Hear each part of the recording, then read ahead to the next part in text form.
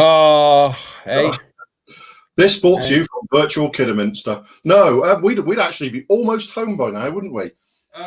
Usually by then we're pretty much. I'd say we're normally approaching the Avonmouth Bridge.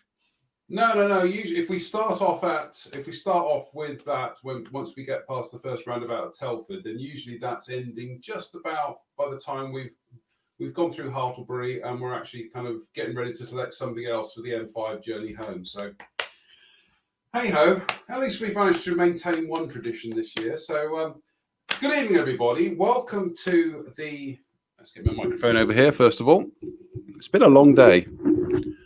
Welcome to the Interesting Modelling Company Festival of Scale Modelling, the Drive Home, and this is that point in the day where, well, we've all been kicked out of the hall, and we're now on the dark and sometimes gloomy drive back. So there will now follow 5 sullen minutes of silence as the pair of us fall into a depressive slump, before we then pick up and start talking about what we're going to do for next year's show. Yeah, and start discussing what little secrets we've come away with, and which we will not be discussing this evening. Absolutely. I have to say, I know there's kind of a certain melancholy about the drive home because we've always had a good time and it's the end of the weekend. Yeah. But I still always enjoy that drive home for the conversation that the weekend has formed. Yeah. I kind of think of it as the weekend isn't over for me until I get home on the Monday. Yeah, it is very much, even though the show is finished, it is still very much part of that weekend. And like I say, we tend to come away from Telford every year, and we're planning what we're going to do for next year. And you know, a bit different this year, but hey ho, I think what we're doing is we're planning what we're going to do as and when Telford returns. I just think circumstances were, far beyond our control this year. So I think we, and specifically you, John, to be fair, have made the very best of a pretty unfortunate set of events that were out of our control. So, that's not saying much, then, is it? Well, Let us be joined by the man they call Spencer Pollard. It's Spencer Pollard. Good evening, Spencer. How are you? Good evening. How are you doing? Spencer's normally been home for about an hour by now already. Yeah. Yeah, about that. Yes. We were just discussing where we were, and I thought we would be on the Avonmouth Bridge, and John is saying, no, we're just about to join the M5 about now normally.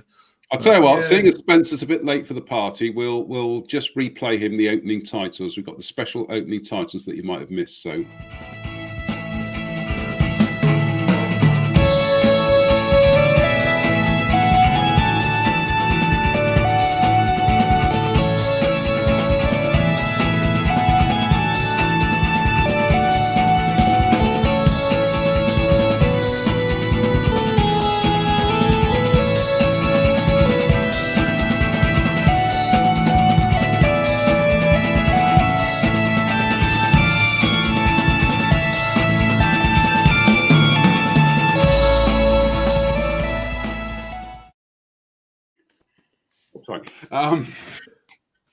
Very good. Oh, I love that. Very proggy. Yes. Normally, we've normally listened to Selling England by the Pound from start to finish. Yeah. So, can you name that track? I can't. No, can you, Spencer? Can you name that track? I've no idea. I've never heard it before, I don't think. Okay, well, I'm sorry, I've just lost some light here. That's what happens when you're air drumming Phil Collins. You suddenly kind of lose all the light here. We'll throw that open to the comments. There won't be a prize, unfortunately, but there will be our glowing admiration to the first person who can actually name what that track was. I think. Why are you in the dark? Because I've spent all day in the workshop, so I decided what I needed was a nice change of scene. And as we are now after the show is finished, I'm here in my little Ghost Stories parlour, and I thought I'll get myself set up for Ghost Stories at 9 o'clock. So I just thought, well, Bit of, bit of Atmos, love. Bit of Atmos. And we'll put the Christmas lights on. Yeah, these are new ones actually, because the old ones failed. So, absolutely. Well, I'll put the Christmas tree up next week. What the hell? Steve Johnson is an absolute star. Steve Johnson has got it there. It is the Cinema Show by Genesis, which is pretty much my favorite Genesis track. It used to be Supper's Ready, but I have to say Supper's Ready is quite angry and a bit kind of dark and upsetting and, you know, slightly kind of strange track, whereas Cinema Show is just a lovely warm, it's a lovely warm jumper of a song, I think to say. And it's a perennial favourite of us. To explain, we leave Telford, we're driving back on the Sunday, and we put a playlist on, and it's usually the cinema. It's usually Selling England by the Pound and AN Other Album. And just that, the Cinema Show comes on, and it's just brilliant. Dave saying, did Mock and Drew, send Drew his light bulbs? Very good, Dave. That's very funny. No, I've just decided that we'll have a change of atmosphere. So I have decided to decamp from the workshop where I've been sat all day, and I'm here in Les' living room. I've got my, there we go. How does Les feel about that? Sorry, there you go.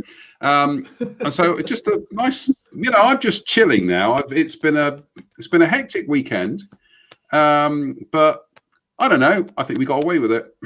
Do you know what? You beat me to that. I was going to go, don't tell anyone. I think we got away with that. a few technical gremlins, but that was to be expected. I mean, we were trying out new kind of stuff here, which, to be fair, I don't think anybody's really kind of pushed the envelope to do a great big 8-hour live modelling broadcast on the internet. So I don't think there were as many technical issues as we might have expected to have. No. All of which I had. No, Matt had a few as well. But to be honest, Matt did say to me after the show, he said, "Don't worry." He said, "Try working in television."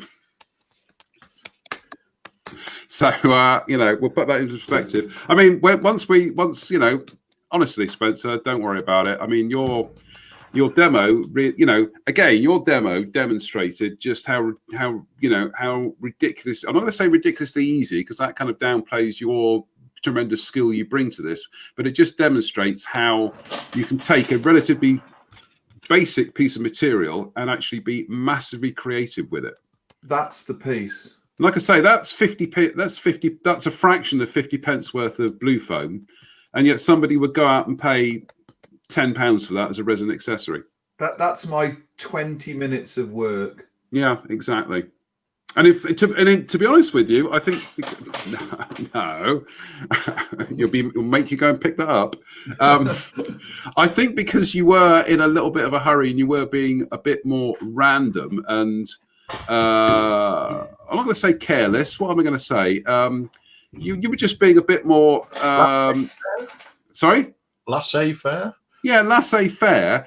It actually worked to your advantage, because that randomness actually produced something that, you know, really you weren't overthinking it. You were just on pure instinct to get those pieces done. And in fact, I actually think that worked in your favor.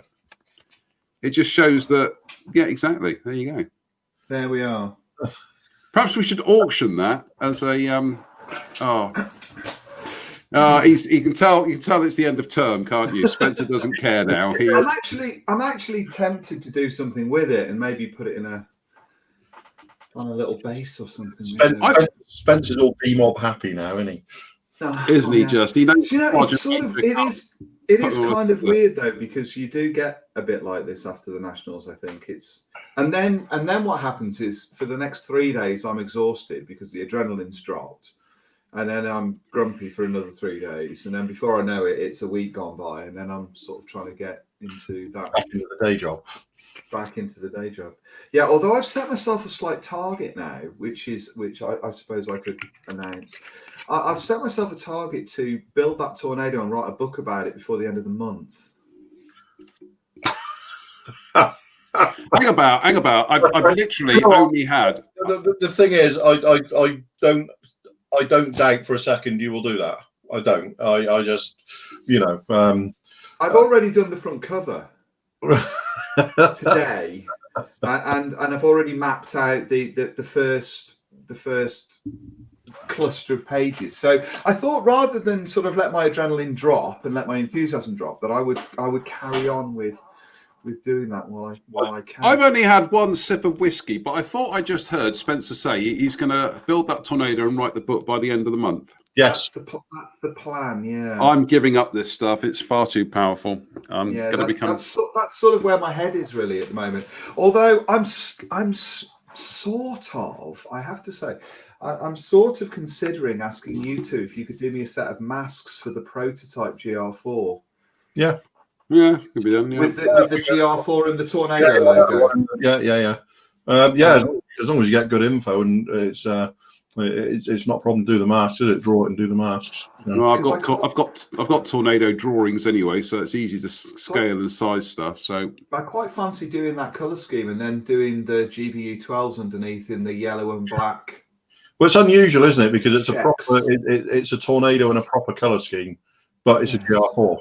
So I'm thinking along those lines at the moment. So whether or not that's just that I've maybe had too little sleep over the last 5 days. I mean, I've been obsessed with CNN, so I've only had about 3 hours sleep for most of the weekend. It has been a wild confluence of events, hasn't it? Yeah. Well, we're joined this evening by Jadlam Racing Models. Good evening, Jadlam. So it's very nice to know that Jadlam have tuned in and are watching us. So thank you very much, chaps and chapesses. That's very nice to know that we've blipped on your radar. I think it's a pretty good way of putting it. People always quick with the deliveries. So indeed, absolutely, very helpful to me over the summer. So thanks, boys, girls. Yeah, absolutely. But yeah, it's as I said, this is really bizarre because I genuinely have those Telford kind of emotions, I think is the best way of putting it. Even though I haven't really left the house today, I feel as I've actually been at Telford, but I haven't, and it's bizarre. Like I say, perhaps it was because I've replaced one set of anxieties with another set of anxieties, and then we've kind of come to the end of that. But it could also be that because I had to sit here and do like a demo as well for a while, it kind of suddenly put me back into that kind of doing a model show kind of mindset. I don't know, it's weird. But the other thing was that for the most part, it was the usual suspects, wasn't it? And we tend to talk to each other individually more often than as a group. But this weekend was much more of a group thing. Yeah, I suppose. So it felt like Telford in that sense, in that that's the time when we all end up getting together. So I think I totally get that. I completely understand that, and especially for you, who's been basically at the helm for the whole weekend. You know, you've been the wizard pulling the handles behind the curtain all weekend. So this is just the beginning. I have to say that out loud. I have to say as well, this morning I woke up with the most momentous hangover. I said to Liz, I sort of had, horrible headache, and I just felt like I'd got a real hangover, which is bizarre because after we finished last night, I had 2 drinks. That was it. I had, normally over a weekend of the Nationals, it's like, you go out with friends both nights, and then you're drunk on the success. It was weird this morning. I just woke up and I was just like, God, I feel like I've had a skinful. So whether or not I mean, it could be. All joking aside, it could be. This week's been a bit of an emotional roller coaster, full stop, hasn't it? From start to finish. Yeah, and it could be, and it could be that everything is kind of caught up, and we've all got to a point where we're just going, it does kind of feel like a lot of pressure has been released in the last couple of days. A collective sigh of relief. In a positive way, I have to say. It's like I posted, 2020, you're still on report, but it's finally something decent in 2020, and we made the best of this situation for ourselves as well. So it has been. It's been kind of 2020 has been an endless roller coaster, hasn't it? Absolutely. Yeah, but it's all downhill. It hasn't really been a roller coaster so much as a steep incline. It feels like you've got to the top of oblivion and dropped into the pit, except the pit's just kept going with sort of no end in sight. But it's and so I think that maybe we've sort of been building up to this show as well and all that sort of stuff. So now we've got a sort of a couple of months to the end of the year. I mean, Elizabeth's already talking about putting the tree up. So so Lord, Clearly, yeah. So that's very. I think it's that sort of, you've got to have some twinkly lights at some point this year. It's gone all dark outside. So yeah, there hasn't been very much to twinkle about so far this year, has there? So anyway, changing the subject away from the shenanigans of the body politic. So what did you buy this weekend then, boys? Yeah, I was just going to say, what did you buy this weekend? What did you come away with? Because I know that you had a shopping list of things that you were going to buy at the show. So what did you come away with? Nothing. Yeah, but that's no different to you at most years at Telford. I would be driving back, I say, what you get? And you go, nothing. Didn't see anything, didn't fancy anything. The year before last, I came away with a bottle of Lucozade. Yeah. In actual fact, John, I have to say there's been, I think, 1 year in the last 12 where I've literally come away with nothing. And I think there was 1 year when I came away with about 800 quid's worth of stuff. So it's kind of evens out over the years, sort of thing. But yeah, occasionally, because I don't know what it is, but Telford seems to have gained an increasing importance to the trade, but there seems to be fewer new releases there these days. You know what I mean? It's like a strange.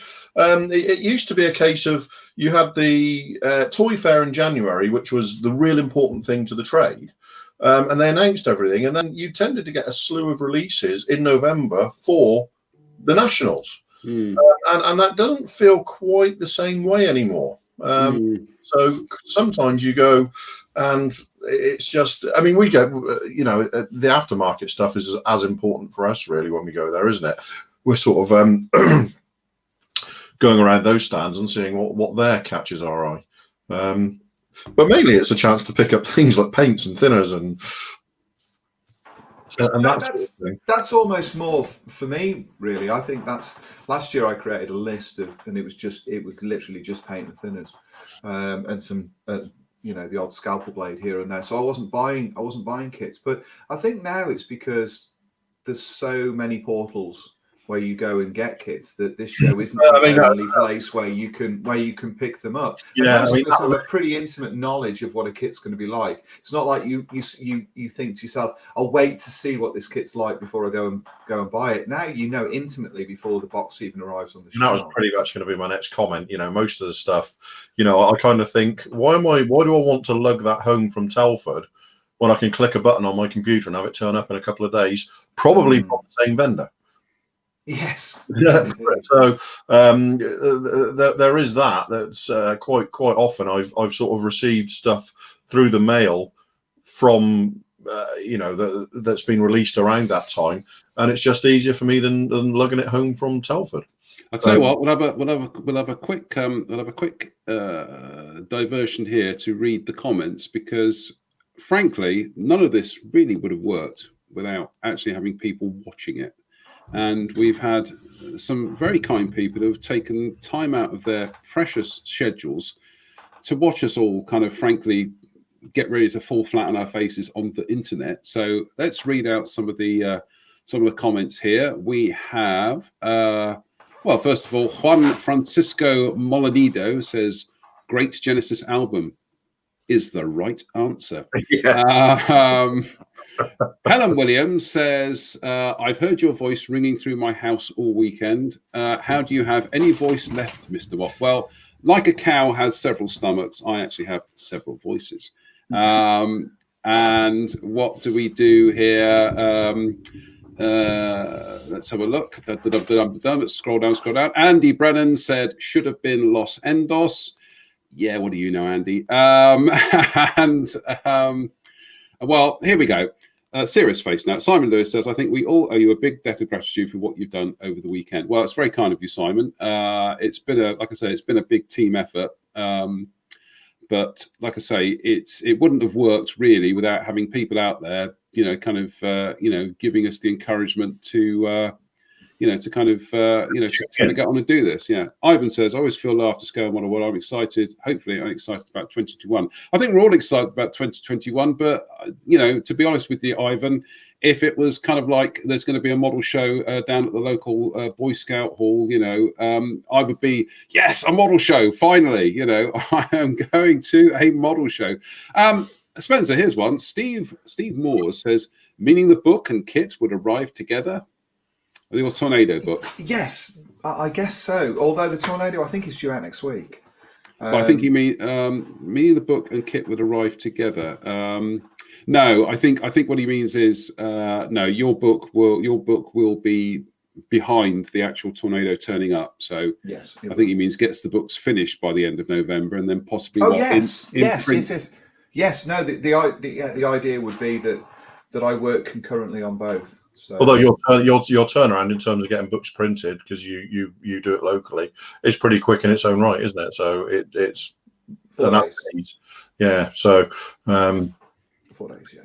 Malcolm Childs, who's the brainchild behind Models for Heroes, says, chaps, as well as the modelling demos and guests, I've thoroughly enjoyed the insights into how you spend the Telford weekends as friends. Bravo. Thank you, Malcolm. That's very good. And like I say, Malcolm's been very kind to donate a Models for Heroes mug as a prize this weekend, which has been won. And as I've said throughout the day, please go and watch the films that Malcolm made for us on our timeline.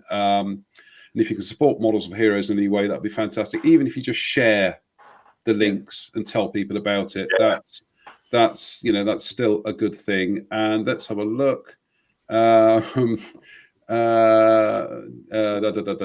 Mike Reeves, whoever he is, says you should be proud of what you've accomplished. Well, that's very kind of you, Mike. And Tim Maunder says, funny, I have exactly the same. I've been to Telford without leaving Beer Regis. Well, thank you, Tim. That's that would be what I'm for. That would be. I don't want to blow smoke up our own backsides, but we're not going to embarrass ourselves by reading out everything. But we do appreciate the comments, people. So if we don't read your comment out, it's not because we're ignoring you, but we genuinely do appreciate that it's had at least a positive impact this weekend, at a time of year when most of us would have been at a show. What was the television show that said we can't respond to everybody's letters, but we do read them all? No, that was Pat Kiesel on Vision On, and it would be, we can't show all of your artwork, but there is a prize for everyone that's shown. We can't return your artwork, but there is a prize for everyone shown. I actually sent some artwork into Vision On and specified the prize that I wanted. How did that go for you? Not so well. I still love Pat Kiesel, though. Oh. By the way, newsflash. I got a newsflash here. Apparently, Tony Hart has died. Yeah. All right. Yeah, very good. Very good. Who's Pat Kiesel? Right. Well, that's goodbye from Spencer tonight, then. So, do you not remember Vision On? I do, but I don't remember Pat Kiesel. Who's Pat Kiesel? Well, she was the lady on Vision On. She was there was Pat Kiesel, Tony Hart, and Wilf Lunn, and Sylvester McCoy. How old would you have been? Yeah. Well, what are you? You're the same age as me. 53. Yeah, you're the same age as me. So you would have been anywhere between about 5 to 7 to 8. I can't believe such a kind of like important seminal part of your childhood is now suddenly lost in the kind of like the damp swamps of memory. I don't remember what I had for tea. Yeah, well, that's this was just an hour ago. So the chances of me remembering anything when I was 8 are, unless it was in Scale Models magazine, it's absolutely burnt into my memory banks, is pretty small. He's disappeared. Where's he gone? I know. I laughed so loud I blew Oh well, you carry on, chaps. I'm just I'm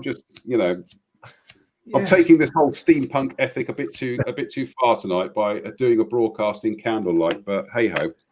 But yeah, I'm the same. Ask me. What I'm supposed to be doing tomorrow. No idea. Ask me what was on page 54 of Scale Models in the July 1976 edition. And I can read it paragraph by paragraph. So it's a bit weird, really. I'm still trying to process the idea that they think we're friends. No, God, no. We're kind of arguing compatriots. Surely we're just we're just argumentative ne'er-do-wells who've managed to come up with a faintly ludicrous idea that who works have managed, relatively well. who have managed to con the modelling world at large into into believing we knew what we were talking about. I call that a world success, quite honestly. We managed to do a smash and grab and steal a weekend off of people. It's an extraordinary thing. So do we? So given, I'm sort of trying to get my head around next year. Really, given everything that we know, do we think we'll have shows next year? Is it likely? Do we think? I'm sort of not thinking before August at the earliest. Yeah, likewise. I'm thinking that because even you're looking at probably not even this side of Christmas before a vaccine is available, and then it's who's going to get the vaccine. Because if you're Joe Average on the street, you're not going to be qualifying for the first 10 million doses, are you? It's going to be vulnerable key workers and that sort of thing. So the time for an effective vaccine to sort of percolate through the population is going to be 5 or 6 months, I would suggest, at least. Yeah, I think that's probably the case. I think summer of next year is probably the case, which of course cuts down the sort of the time of being able to get a massive show like Scale Model World up and running for 2020. Yes, yeah, absolutely. So I think there might be a case of next year gets scrubbed because of the logistics of it. Yeah, I mean, we might I hate to say it, but I think that's the reality of it. We might find that we get some smaller shows to attend. Yeah, I think we will probably in the back half of the year there'll be some smaller shows that we can attend. But in terms of big shows, I mean, I'm certainly not planning all the festivals that I rolled my tickets over for this year. I'm thinking they're going to be rolled over again next year. They're not, I'm not going to any festival next year. Well, speaking to my son, he had tickets for Glastonbury this year. They've been rolled over until next year, but they've sort of halved the numbers. And I think he's already sort of emotionally, he's already thinking, yeah, it could be 2022. And I think from sort of speaking online and Emily Evis talking about this, I'm not convinced that they think that 2021 is a possibility, really. And the same way as big festivals like Download or Bloodstock that you go to or whatever, Reading, Leeds, those kind of festivals, I think it's kind of unlikely. We as football fans, we're season ticket holders, and we're not going to be in a football ground before the end of the season at all. I don't think. No, I don't think you will. It's been the problem is that for all of these things that people follow, the festivals, the sport, the football, all that kind of thing, it's left a really kind of not a sour taste, but you just kind of, I don't know how to put it, but it's like watching football, even if somebody not interested in football per se, watching clips of these matches going on behind closed doors and it's just like, that is traditionally a punishment for a football club, isn't it, to have to play behind closed doors? And I kind of wonder about the energy amongst the players when they're playing 2-0, because surely that kind of, that the energy is reflected back from the crowd in certainly my limited experience of going to football games. I've been to a couple in my life, and it was fantastic, but it was the energy that was going backwards and forwards, which is why it's punishment for a game to be held behind closed doors. Although apparently since Coventry have been playing behind closed doors, their crowd numbers have gone up. So it's just there's no need. Do you want me to unleash Elizabeth on you?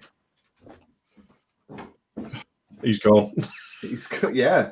I am not remotely surprised because, frankly, keep running, buddy. Frankly, there is nothing that's. I'm going to tell her, and I don't doubt it. No, we will see where we will go. So here he is. He's back. He's still mad at me. Oh Lord! No, Spencer. It's not me. It's not Spencer you've got to contend with. Oh Lord, no, I just realised I hadn't thought through the full ramifications of that. No. Oh, what have I done? At leisure. Look at this. What have I done? Anyway, This is you see, you know, the kiss moment that we had that we now don't really talk about several months ago. This makes that look like a slight amongst school kids. Yeah, that's. There was a word that I saw last night, which was the art of removing one's mouth. I've got the book here. I can dig it out. It's fair to say, John, at the moment you only open your mouth to change feet. Yeah, I've got the book here, but it actually describes. Here we go. It's a fantastic word. If anything today, I hope that we're all actually going to learn something about modelling. I saw some long-tailed tits out the window, which I might even put the photograph up on the on our feed because they were right there in front of the workshop window. So we're learning about birds as well. And also tonight, I'm going to give you all a new word to roll around.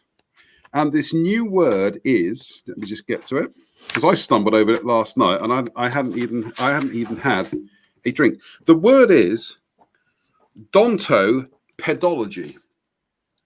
Dontopedology. Okay?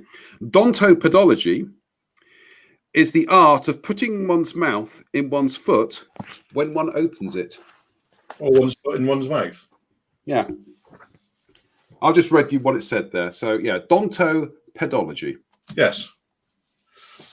Which you've just done in some. Which you've just done. Stuff. You know what shocks me most, Spencer, is that I'm the one you would expect to make that sort of comment about football. Frankly, I think that you're far too mature to make such a stupid comment. And I think what shocks Drew the most is that even with his limited knowledge of football, he realised the full ramifications of what I said before I even realised the full ramifications of what I said. So, bring it on.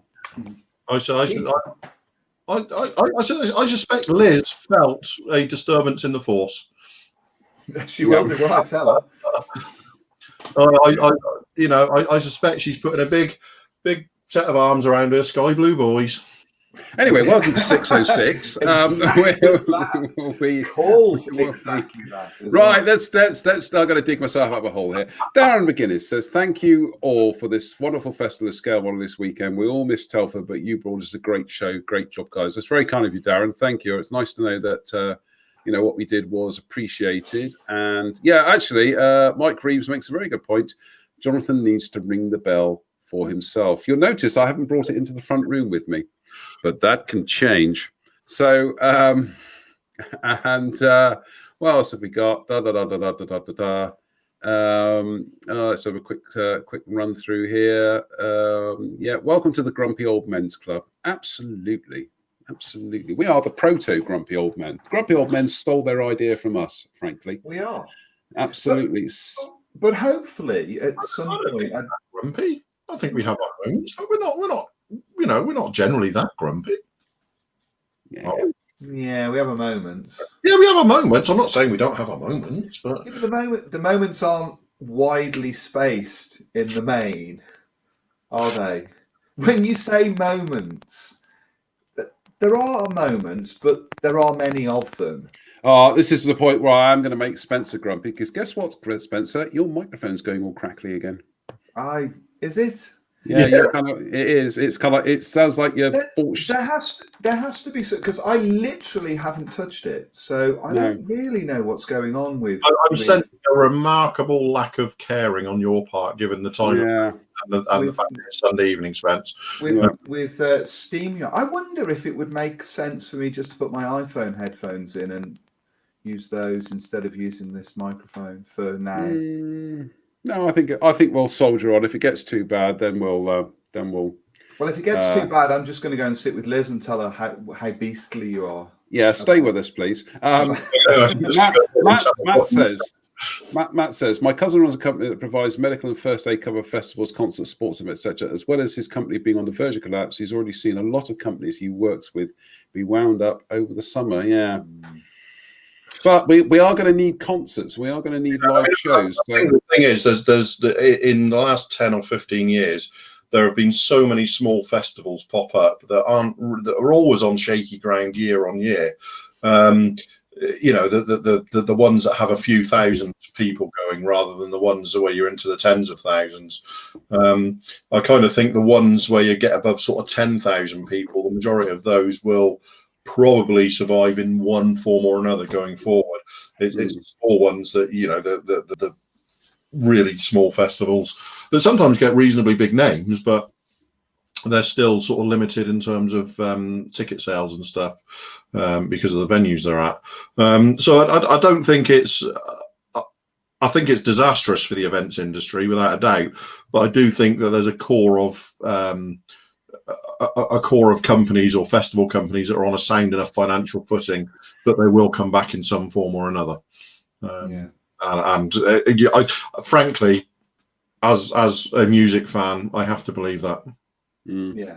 I tell you what, let's lighten the mood a bit, shall we? Because this is typical post Telford. We've all suddenly fallen into a bit of a depressive slump. So I think let's raise the mood a bit. So and bring Mike in. Yeah, you could bring Mike in. Yeah,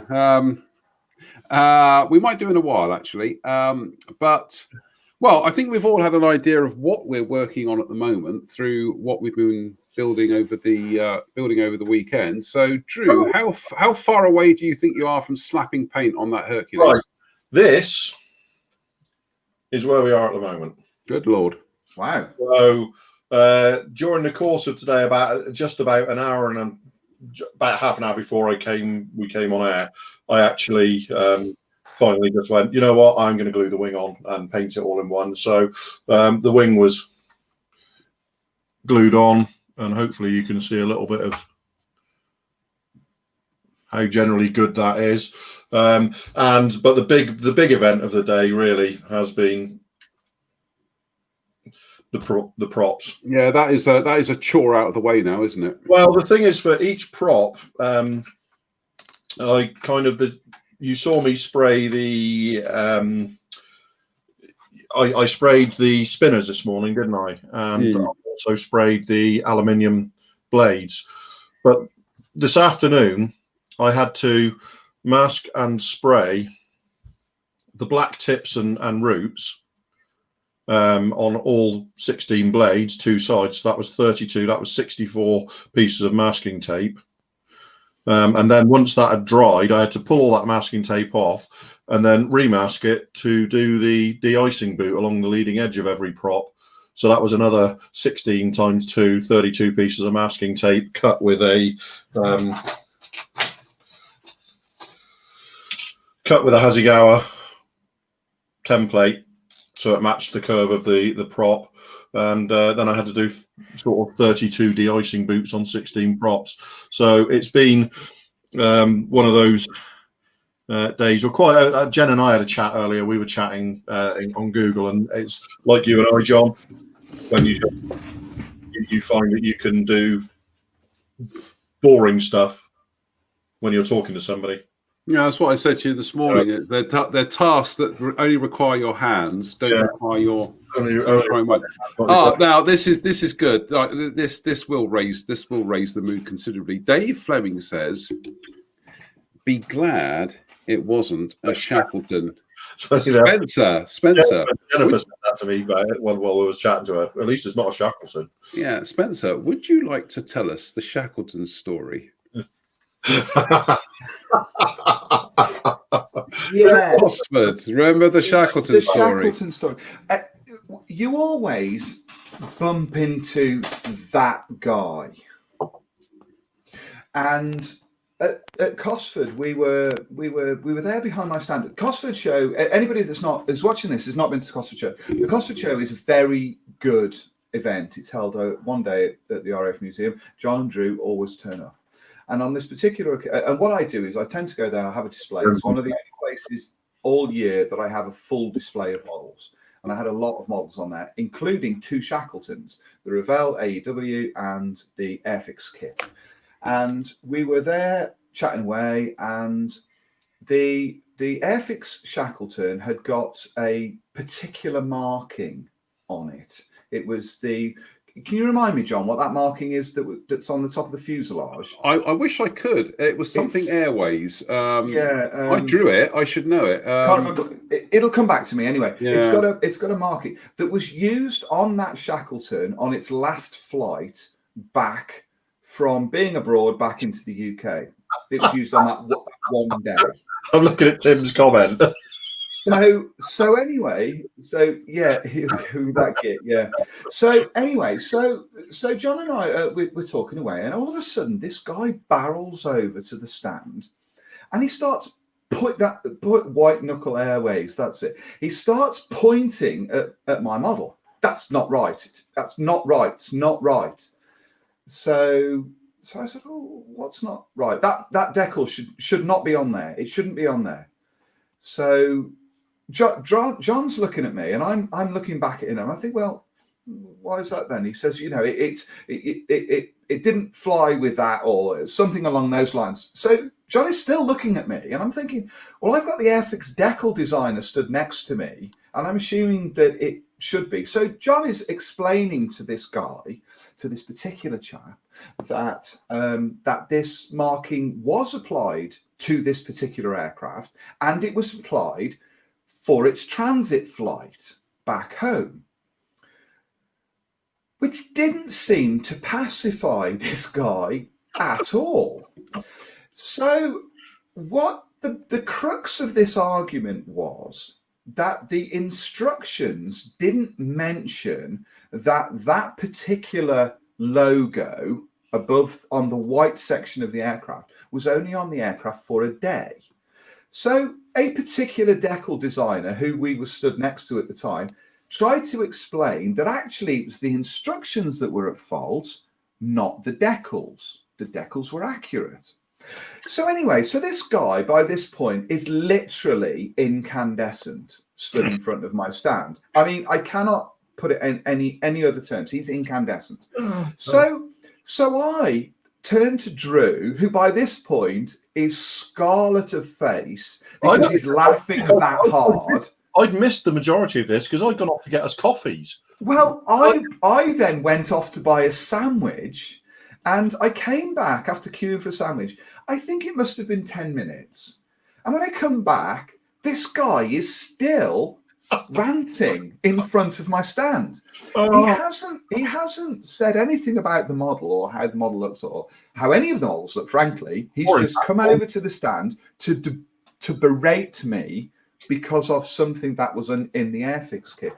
It got to the point where this guy was so angry that his son, who was by this point by the side of him saying, please, you have to calm down, please calm down, had to physically remove him from the hangar because it was going to be a mess.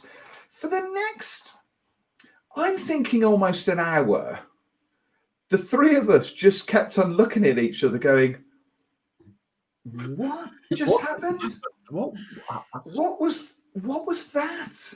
It was almost like shell shock. It was that kind of PTSD. It was like, what the hell was? I will correct you on one point. Actually, is that the bone of contention was that I did point out to the guy, well, yes, this was the scheme. This was accurate. The Shackleton carried it, but he said yes, but it only carried it for a short time. That should have been mentioned on the instruction sheet, right? And it's like, well, yeah, possibly, but in any event, if people don't want to use that marking, they can leave it off and still build a standard Squadron Shackleton. But because it wasn't explicit that this was a one-off marking, but that was the point. But it doesn't. Yeah, I know. Yeah, we're almost arguing here for ourselves, aren't we? Because it was clear that the model was accurate for the time it was depicted in the instructions. End of argument. Now, the good thing about this was that at some stage I could have actually pulled out the trump card and said to this chap, do you know the reason why I know these things? And he would have said yes. No, and I'd have said, because I drew them, you see. But I stood there and I thought, do you know what? Spencer's taken all the flack. I'm just going to have some popcorn and watch. So, well, it was kind of like that, wasn't it? It was like, I don't really understand why I'm being shouted at. I couldn't quite work out why I was being shouted at. It was an extraordinary thing. I had a similar round of abuse Remember I did the javelin, the FAW9, the Airfix 48 scale javelin. Yeah, you did And- natural one, didn't you? And in that kit, they offer the markings for a natural metal aircraft. And the natural metal aircraft had a particular fit. It only carried missiles or something. It was a particular variant. I can't remember back now anyway. But I decided that I quite liked it with the tanks underneath the wings, which weren't...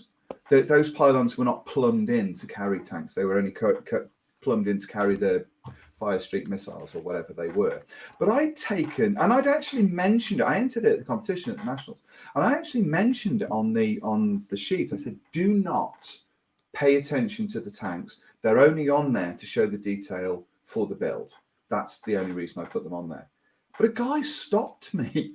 He actually cornered me and told me in no uncertain terms that I'd almost committed a cardinal sin because I'd put these tanks underneath the wings.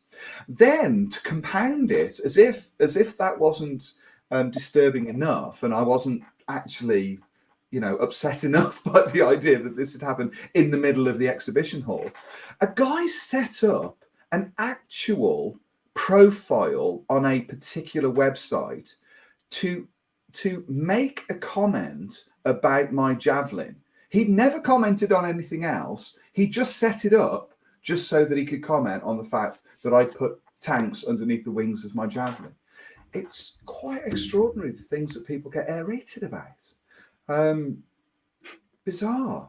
But I think now, I think the Shackleton is now shorthand for things that happen at shows that you don't really understand. Yeah. And I would like to say quickly, just while we're here, Tony Smith, you're absolutely right. I do apologise. Right. We need to, if you're going to read a comment out, Drew, we need to know what people are actually saying, because otherwise it's just going to be... don't compare that to PTSD, please. Yeah. Okay. Fair enough. Yeah. Yeah. Good point. Good point. Absolutely. Yeah. Yeah, but that, honestly, Shackleton Gate, as we called it, was just... Shackleton Gate. Yeah. It was a bizarre thing. It was a truly bizarre thing. Over a marking. And the odd thing is, I've noticed now that you've started putting little notes and aid memoirs into instruction sheets. So I guess it was something that that sort of subconsciously stuck with you, and you thought, oh, I better mention that. There's always somebody who will say, oh, that's not right. No, they never flew like that, or no, that's wrong. And it's just like, yeah, let's just get there in advance and just say, yeah, we do our research. I mean, this is. Without wishing to inflate my ego beyond the galactic size it already is, believe it or not, that actually for some of the work that goes into some of the Revell decal sheets, and I speak from personal experience, some of the Airfix decal sheets, sometimes there's more research that goes into them than the average aftermarket decal sheet. For some reason, modelers seem to think aftermarket sheets are more accurate because there's an idea that, well, the kit ones are just done by somebody who's told to draw pretty shapes but doesn't actually understand the subject. But no, because Revell use people like Danny Cormans. They use guy who does a lot of German stuff. I forget his name, but they draw on specialist people, and it's just one of those bizarre misnomers that somehow kit sheets are not as accurate as aftermarket sheets. And I've even had somebody say, I didn't use the kit decals, I went out and bought this aftermarket sheet. And I thought, well done. You've managed to go out and buy a sheet of the identical aircraft, which is actually less accurate than the markings in the kit. But it's this whole thing but it must be more accurate because it's aftermarket. No, not at all. Not at all. Yeah, or replacing perfectly good Tamiya decals with aftermarket. Yeah. But anyway, but yeah, that was hilarious. Shackleton Gate was a rather bizarre episode, which makes us simultaneously feel very wistful for model shows, and then actually be very grateful that we're not going to model shows. I think model shows, when you do things like that, though, when you can display your work, I used to always really like that with Military in Scale when we had the stand. It used to be half a model display and half the stand for the magazine.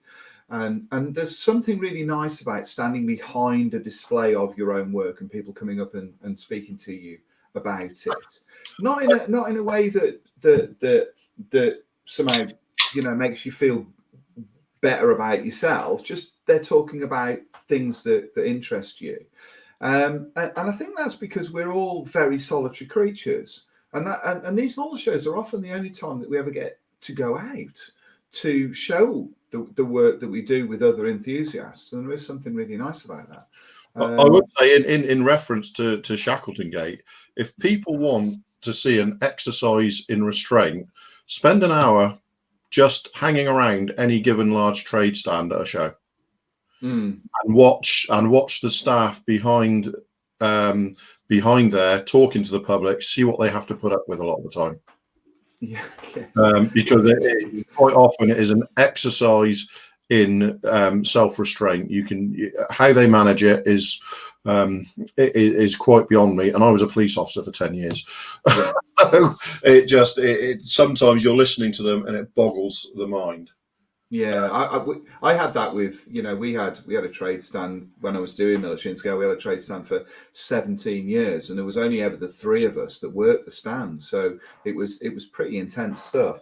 But yeah, you would get that. I mean, 99.999% of people that come up to talk to you are absolutely as good as gold. But you get that 0.001 that yeah, and you think, oh blimey, really? Is this? Oh, and they won't go away. Yeah, No, but that unfortunately is just, you know, that is just a reflection of society as a whole. You know, well, I guess it's because everybody's passionate about their one thing, isn't it? They're passionate about a particular subject.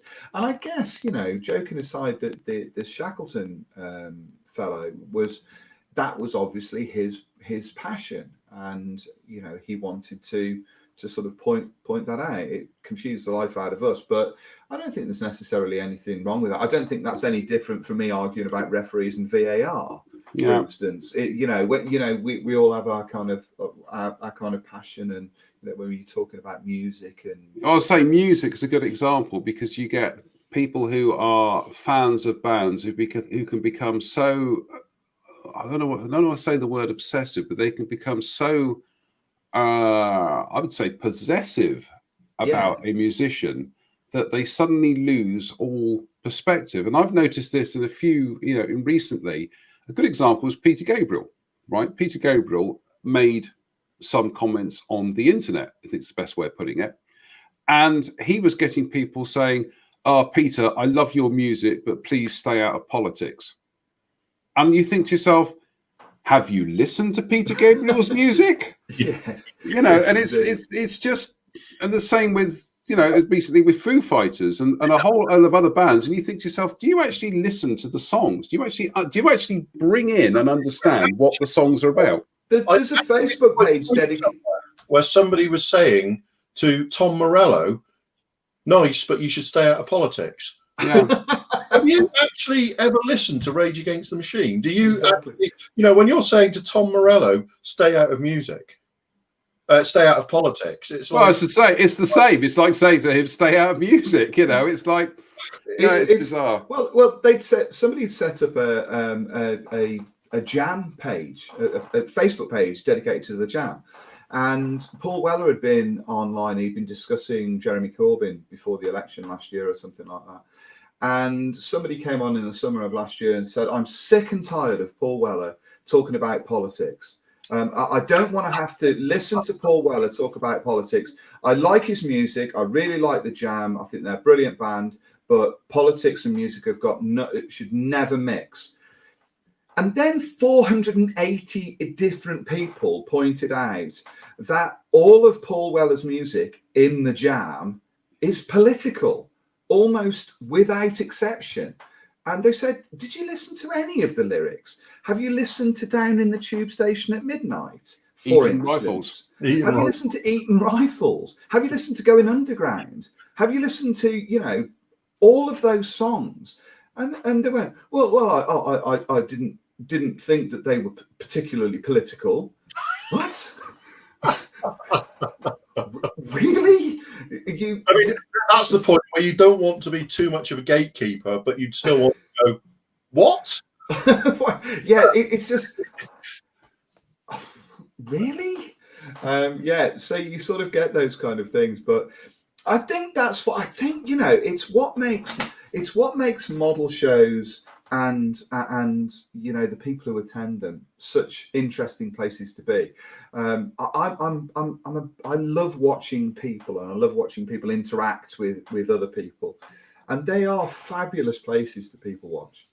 Going to model shows and sort of, you know, and you can see so many, the whole sort of spectrum of life is all in this kind of one place, you know, and I think that's fabulous. And I genuinely, and also I like also the idea that you can meet people who are on completely different levels to everybody else in terms of ability, in terms of their interests. You can have ranked beginners all the way up to professionals, everybody in between, and everybody kind of mixes and bumps along together. And I think I said to you, Spencer, I had one particularly nice message this year from somebody who basically had people watched us. As in, yes, I remember you saying, yeah. And just felt he needed to contact me to say how we completely changed his perspective on how model shows should work. Because he said, every time I see you, you're talking to somebody else, you're smiling, you're laughing, you're joking, and there's no dourness, there's no unhappiness. It's just you're happy people talking to people about modeling. Yeah, and the weird thing is as well, you bump into people. I bump into people at shows now who, you know, who come up to me and say, "Hi, Spence, how are you? You okay? You know, nice to see you." I'll see them at like 1 or 2 shows a year. I don't know their names. Yes, I've got no idea their names, but I see them every year, and they come up and they make a point of speaking to me every year. I've got a guy. There's a guy that I know. He calls everybody Bert. Because he's got zero ability to remember names. So he calls them Bert, everybody, man, woman, child.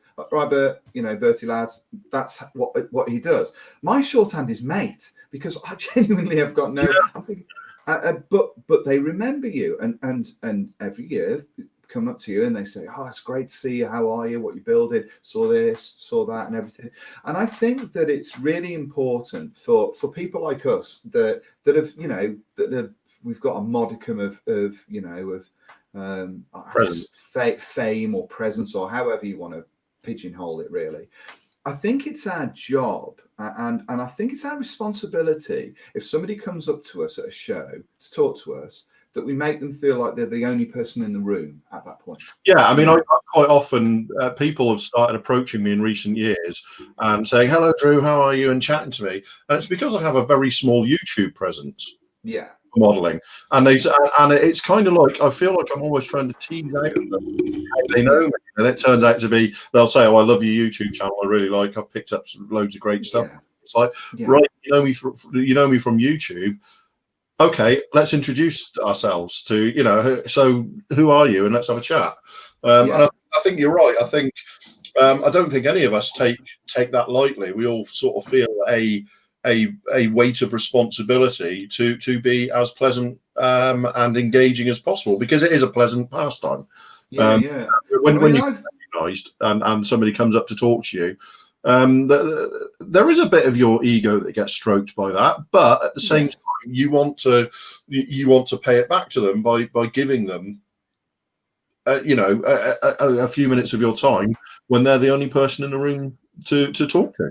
Yeah, and I think we need to remember as well, and I guess we all do remember, you know, what it was like when we went to model shows and we would talk to people, we go up to people we admired.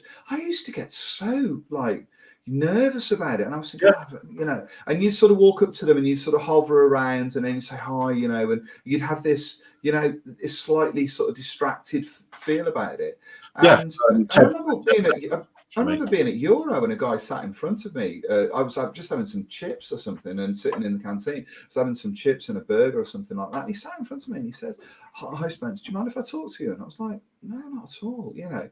And it was, and I felt, it was at that moment I just thought, I wonder how many other people have sort of been in that position where they've, you know, they've wanted to come over and have a chat and talk, ask you a question or something like that and everything. And I just think that's really important. And I think in the main, most of the model makers that we know And often some of the most talented model makers that we know are the most giving of their time. You know, they're the people who are prepared to sort of stand there and go, yeah, I'll tell you exactly how I did this. It's fine, you know. Years ago when we were growing up, there was always those. I sensed they were almost apocryphal stories, really, of people going up to modelers at big shows and saying, can you tell me how you did this? And they go, oh, no, well, you just need to go away and practice. That's what you need to do. You know, go away and all that. If somebody asks me how I do something, I will tell them in intimate detail how I've gone about doing it, because bottom line is, no skin off my nose if they know that. You know, it just helps them along their particular path. So I do think, and that conversation that we had with that chat that you're referencing now, that actually was so reassuring that we're doing the right thing, isn't it? You know, and that at shows we were in a position where actually we were doing okay. And when we're on the stand on the you know, the hobby company stand, and we're doing demos and stuff, generally speaking, the person not doing the demo is either stood in front of the stand talking to people, or off to one side of the stand, sat behind it, but still engaging with people all the time and talking to them. And it's really important. It's, you know, that's what they're there for, and there is a responsibility to do that for the company that we are representing as much as anything. Yeah, absolutely. It's really, really important. But it's not that it's really important. It's also a pleasure. Yes, that's the thing. Because I'm there for the day, and I'm there for the day doing my thing. So I'm there essentially as an ambassador for the hobby, and so we need to do that and be that. And it's very, very easy to do 99.9% of the time, because we love our hobby, and most of the people in it are just like us. Yes. So I had a chat with my brother-in-law 3 or 4 months ago, and chatting about things. I think I've been talking about my books or something like that. And I said that I didn't really understand what it was like to be passionate about something. I didn't really understand it. It's the same way that I don't really understand what fun is in terms of model making. People say, oh, that was such good fun to do that. And I'm like, yeah, I don't really understand that. Fun to me is sitting in front of a PlayStation, boshing in the heads of assassins on Assassin's Creed for 3 hours. I didn't really understand that. So I was chatting away to him, and I don't really understand what passion is all about. And he said, you just talked to me about your books for 45 minutes. I think you know what passion is all about. And I guess that we don't really understand what it is to be passionate about something until we get to a show, until we're standing in front of somebody who's asking us questions, and then we're talking about what means things to us. I talked to you about mirages. You're passionate about mirages. John's passionate about Genesis tracks that I don't recognise. So we all have those kind of passions, don't we? And I think they only really come out when we're actually in the arena of what. Yeah, because you've got somebody who's engaging you about your passion. Yeah. You know, because most of the time, those kind of passions tend to be internalized, because we're all to a greater or lesser degree. I think it's fair to say that this hobby is full of introverts. Yes. And we are, certainly, I know John is, I know I am, and I just, you know, you are as well, introverted in a lot of ways. So that ability to know that somebody wants to hear what you've got to say. Yeah. It's not a case of you're talking at somebody who's kind of sort of tuning you out. You're talking to somebody who wants to hear what you've got to say. And that's when your passion will tend to come through. Yeah, I think that comes across as well, because most of us, and I know you guys are the same, is that obviously I'm friends with Harris, who lives here, and the guys from the club and all of that sort of stuff. But the people that I socialise with generally and most often, not one of those people is a mod maker. Yes, same for me. One. I don't, I actually keep the two worlds separate. I have my modelling world and my friends who are within my modelling world, and some of them are closer than others. I include you two in this. Obviously, Spud and Ian as well, who might be watching this. You know, so I have that little group, but then I have a completely separate world that I protect passionately, if I can use that, and that's the football, the music, and the people that I socialise with and go for a pint with, and all of that. They're separate, and they don't. So if I go out for a pint with my friends, there's no point in me talking about model making to them because none of them are model makers. They don't really. No, understand. I'm the same. You know, outside of this, I'm a member of numerous music forums and stuff like that because all three of us have passions surrounding music. But when I go to a music weekend away or a festival or anything like that, the modelling is literally just put on a shelf for the weekend. Yeah, that's part. I'll spend the entire weekend talking about music and being into the music and that sort of thing. I think in some ways, probably as a group of modelers, we talk about music a lot as well. Yes.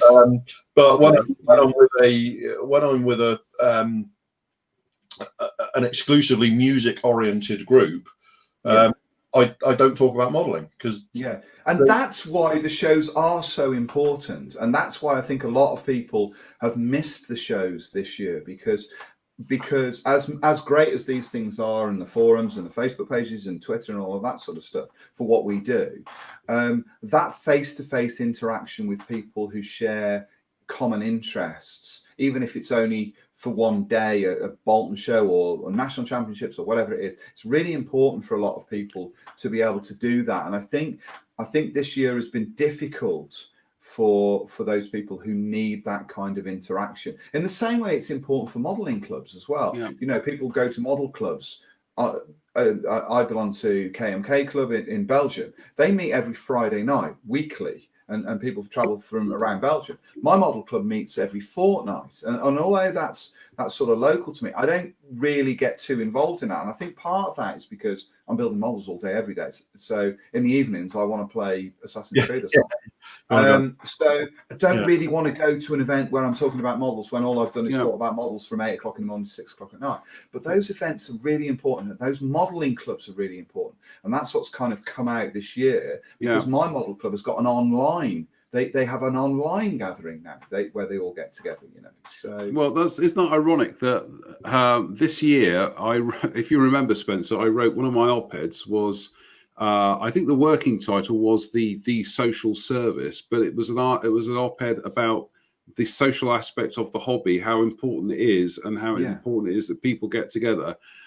And then the world changed, and suddenly I was having to write an op-ed about the complete opposite, and it was bizarre. And like I say, it is very much that thing that as much as I used to go to model shows for coming away with bags full of goodies and looking at models, certainly Telford for me, there is obviously a big aspect that I go there to try and bag stuff that I want, reference sources for work and stuff, or rare kits or bits and pieces that I've been looking for each year, throughout the year. But there's also a large percentage of that is sat around the little Renault van in the hall, drinking tea and just all the time, to a large extent, that is what this weekend has been about trying to achieve. Albeit because we couldn't get together in Telford, this has been about trying to get a group of people together and give them some kind of feeling of belonging. Yeah, because I don't think that, I think often the model shows that we go to, a couple of years ago, I remember coming back and I was chatting to Elizabeth about it, and I said, she said, you had a good time? I said, yeah, I had a good time. I don't think I looked at a single model all weekend. And that was because each time you sort of walking through, you get stopped by somebody. Oh, you'll have a chat, or we'll go off and we'll have a cup of tea, or we'll have a piece of cake, or you're sort of moving around. That's where it is. Okay. But I was thinking about this when John and I met up in Bristol and we went to Antics, or when the three of us met up when we went to Frew Model Centre and we went in there. You get a similar kind of interaction and a similar kind of pleasure from just walking around a model shop. And looking at, you know, and being with people and pulling kits out and going, well, have you had a look at this? What do you think of this? You know, John and I stood there for nearly 2 hours looking at those little tiny 70-second scale battle ready things, didn't we? We were chatting about those. Well, chatting to Andy else about it. I think this was the, if you'll pardon the pun, this was the genesis of the Tamiya legacy build project, because really we were there and we were looking at, and you pulled out that flak half track, and you said to me, "Look at this! This is under 20 quid." Yeah. And I bought a T34, didn't I? Yeah, and also we were looking at some figures, and you said, "Look at this! A pack of figures for £5." And it was like, yeah, this, for people who say, "Oh, you know, these days," I had this once. It was probably back in the I say it was back in the days of rec model scale, for those of you with older memories. I know exactly. And some guy said, he said something about, "Oh, I feel sorry for kids trying to get into the hobby these days. When you add up the price of kits and resin and photo etch and decals." And I was like, no, little Johnny, when he goes into the model shop, he's not going to be wanting to, to build a Tiger tank with free model tracks and, you know, an Aber photo etch. 150 different Aber tool clamps. Yeah, precisely. And this was the thing that kind of proved the point, was we were looking at that kind of wall of Tamiya kits in Antiques. And we were picking these up. We were going, "This is ridiculous. Look at this. This is cheap. Look how cheap this is." And I think that was the beginnings of that seed of that idea, because coincidentally, we both built that little Tamiya Panzer II and marveled at how good a kit it actually is for its age and its price. And it was from there that I think then that kind of ding, little light bulb moment went off. Because we were differentiating, weren't we, between what was a good replica and what was a good kit. Yeah. A lot of Tamiya's very old stuff is not a very good replica in this day and age, but they're still fantastic kits. Well, we go back to, we go back to the fact that the Panther is their best-selling kit. Yeah. Full stop. You know, that original Panther is their best-selling kit. Now, we can all say it's not a very good Panther, but that's not the point. To the vast majority of people who go out and buy that, it is a perfectly good Panther. I think I must have seen about 10 of those built on the Tamiya page this year, that Panther. You know, and people sort of come in and going, "This is my first kit. I haven't built a kit before. What do you think of this?" And you're going, "Yeah, that's nice. You know, it's really good." So those sort of places are worth doing that. And that, you know, that trip to Frome was good, wasn't it? We had cake and tea and everything, and then we sort of went over the road and we were just chatting away and looking at kits and pulling them out, and apart from anything else, it's there, like you say about Antiques, that's where you get your best ideas from. I mean, you're throwing up ideas and you're saying, well, if I was to do this, we did a similar thing, I think, when we were in Avon. Do you remember we were chatting in Avon about building 700 scale ships? Yeah. We kept on pulling out those Flyhawk kits off the shelves. I don't think we ever we sort of really considered it, but it was at that point we were going, let's have a build. I really fancy building a Flyhawk. I think even you, Drew, said, I quite fancy doing one of those. I think you did buy one, didn't you, Spence? I tell you what I bought. I bought a what did I buy that day? I bought something else that was a bit off. I thought you had, but I can remember because, frankly, whenever we get together and we're in a model shop, we are absolutely terrible at dissuading each other from buying stuff. We are, aren't we? Yes, but we often don't buy what we're interested in. Should I buy this? And the other two of us are like, yeah. What is it? I don't know, but buy it. It's obvious. Yes, I've just picked up this 1/18th scale armored turtle. Shall I buy this? Yes, you love it.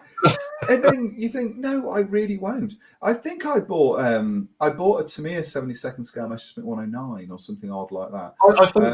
I think possibly if one of us that weekend at Avon had actually snapped and bought one of those Flyhawk 700 scale kits, the other two of us would have as well. Yes, I think so. I think we were particularly excited because one of them had photo etch railings in or something that were almost small, and we thought, do that. We'll get hold of. I tell you what I bought. This is what I bought. Oh, he's got it. Here we go. I think it's down here. I would say this almost looks planned, but I know Spencer too well, so It's not planned. No.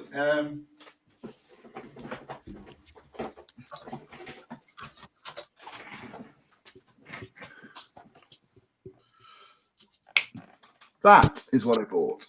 Do you know why that rings a bell? Because I bought the same kit at the same time, didn't I? You did. I did. And I they're, bought. and they're both still in the same condition in the box untouched. Yeah, even got the price label on it on the end. Yes, we looked at this and went, "Oh, that's nice." Yeah, and we still haven't built it. I didn't. What did you buy? I didn't buy one. Also, you might remember that I bought a mint condition 72nd scale Matchbox F16AB. Vaguely. And I also bought a mint condition Matchbox F86A Sabre. Yeah, I got one of them. So you're which I had, and a set of microscale decals to go with it. Here's my prediction. Models of it are going to do a 48 scale F86A. You heard it here first. That's my prediction. They will do the F86A and 48 scale. Possibly. That would be nice. That would be all right. That would be. I want to build this. Well, it's funny you mentioned. I'll let them marinate for another 3 years, Spence, and then we'll have a think about it. Because the camouflage on the back, they're nice, aren't they? Yeah. It's funny you mentioned those Plastic Soldier company kits that we were looking at in the multiple pack. You get 3 in a box, and I keep thinking because they've done some Opel trucks recently, and you get different cabs and whatnot and bits and pieces like that. And I keep thinking, yeah, those would actually make a good kind of weekend project. Those would make a good. Those would actually make not so much a challenge, but more a kind of, you've got one, one of us has got one, I've got one, and then it's just like, right, sit down, bang. What can we do with it within a weekend? Just build it and see what the results are. But certainly those Plastic Soldier Company kits, I mean, they sell a bucket load of them, and they've started to do more slightly off the wall subjects. Like I say, the Opals, you get all these different cabs and things, and they've also started to kind of move on from that kind of simplified wargaming kit. They've started to include little features to try and snare the scale modelers in as well, if you see what I mean. I mean, you've got, with these kind of simplified kits, you've got companies like Plastic Soldier Company, you've got Armourfast, but then you also have companies like S Model and First to Fight, and I think Flyhawk probably fall into this category as well, that they're probably, perhaps not Flyhawk, but certainly not Flyhawk. S Model and First to Fight, they're kind of intended to be put together very quickly for war gamers, but the detail is really quite sharp, in as much as that these are, a little bit of TLC on them, and they do actually very compare with some of the standard kits very well. In fact, some of the later S model kits started to deviate away from having single piece tracks to tracks with the running gear molded into it, to actually have the tracks are there, but you're actually putting the drive sprockets and the wheels, you're putting them on separate. Svez to do the same actually with their kind of easy build kits as well. So it's quite interesting how some of these wargaming ones, these rapid build kits, I think is probably the best way of putting it, are actually starting to get a little bit more sophisticated and a little bit more. They're not losing the roots for what they're designed for, which is a rapid assembly, but they're starting to incorporate little bits and pieces to, like I say, to kind of attract the scale modelers. Because I actually think a lot of there are, to some extent, there are armor modelers who won't look at these kits because they go, no, wargaming kits. But you're missing out. You truly are missing out. I mean, S Model do stuff like those little Fiat tanks. Who else does one? Well, exactly. But I mean, that's a good. We were chatting about those at Antiques. It was the first time I'd sort of had a good old look at them, and it was also a similar thing when we were at Frome, and it sort of reminded me of. I don't know if you've seen High Fidelity, the John Cusack movie. In that you've got Jack Black's character. He kind of comes in and he's chatting to somebody who doesn't have blood on the tracks or something, hasn't bought the Blood on the Tracks album, and he goes, "Okay, it's going to be okay." Yes, he does that. He goes, "It's going to be fine." So he goes around the racks, doesn't he? And he's pulling out, he pulls out 2 or 3 albums, and he just hands them over and goes, "Here you go." And the person then just goes off to the thing. You did a similar thing to me when we were in Frome, because you went through the Guns Sanyo rack and you picked out a number of metallics from the rack, and then you picked out a bottle of Rapid Thinner, which I'd never used, and you went, "Here you go." And it was almost like, I'm passing my knowledge on to you now. Everything's going to be fine. And that's what I did. And I went to the counter and I said, "I love these. I'm not entirely sure why I'm having." And I was thinking, that's like 20 quid I've just got rid of. Why? There you go. It's going to be okay.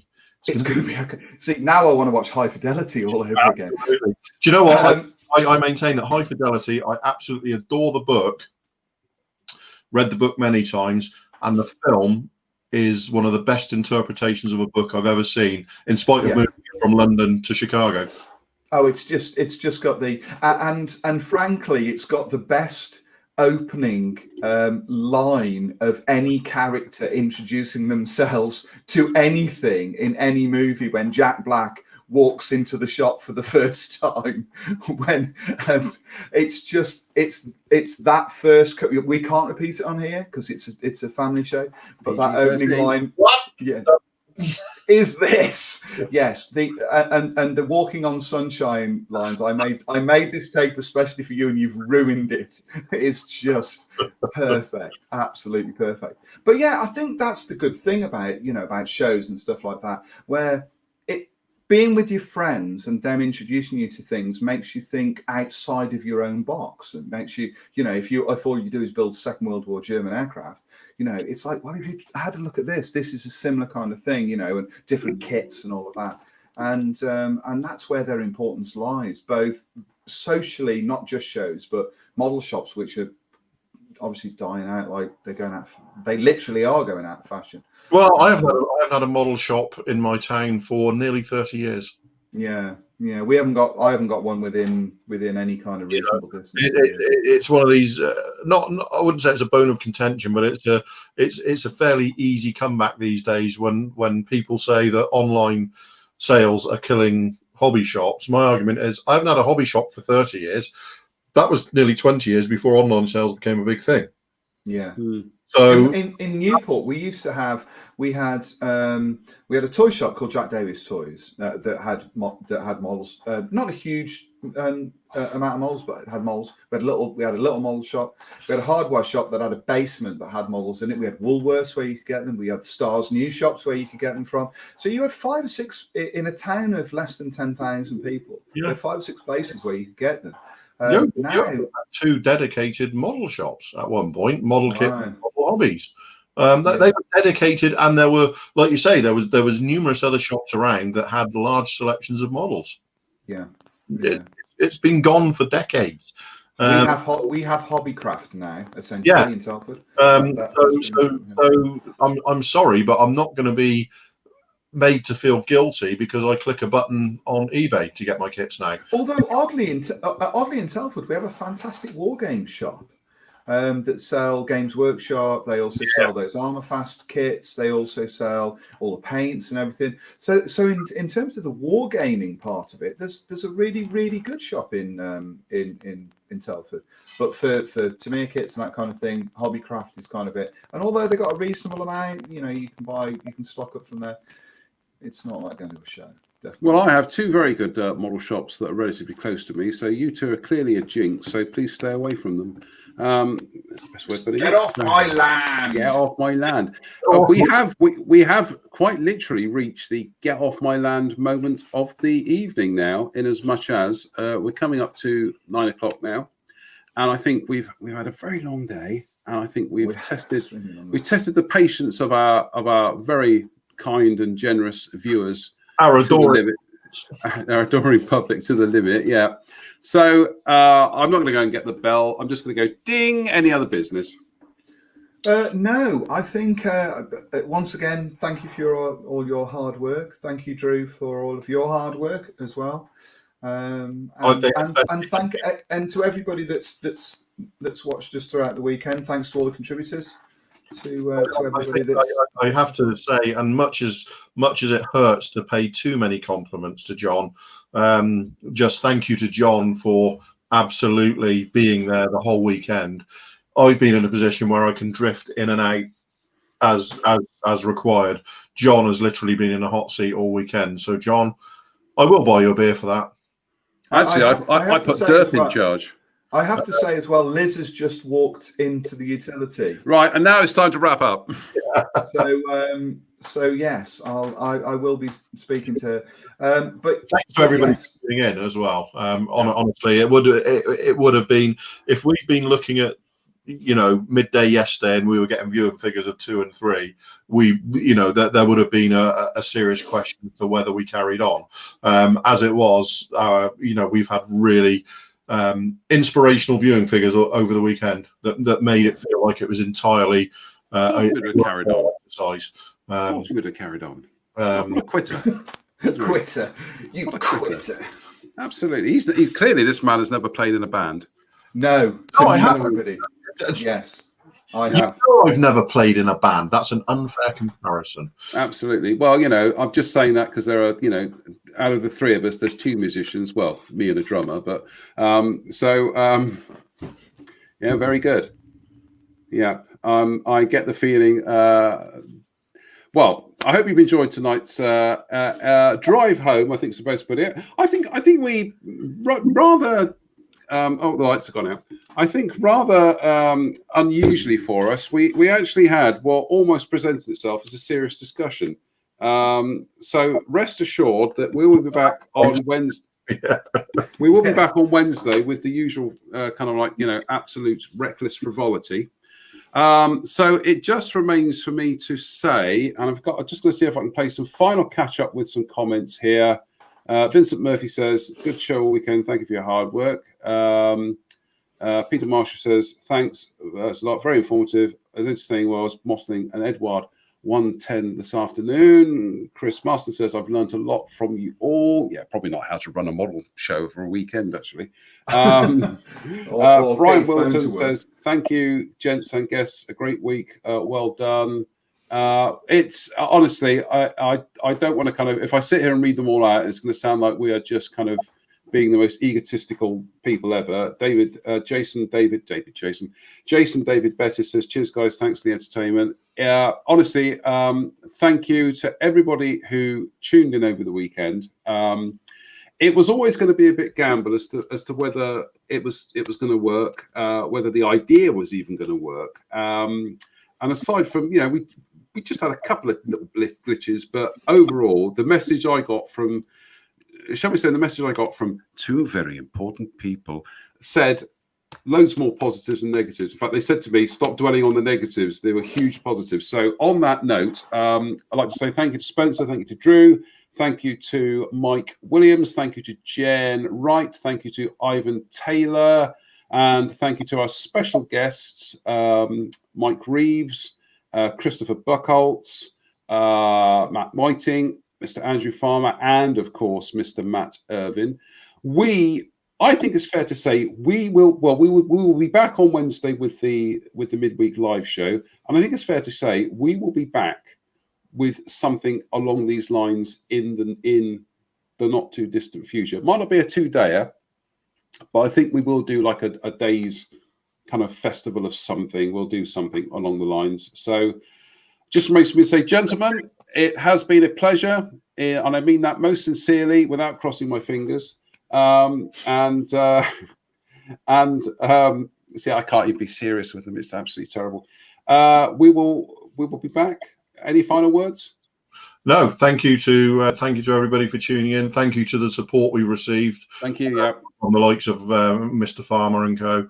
And all the people who've given us proper, tangible support for this weekend.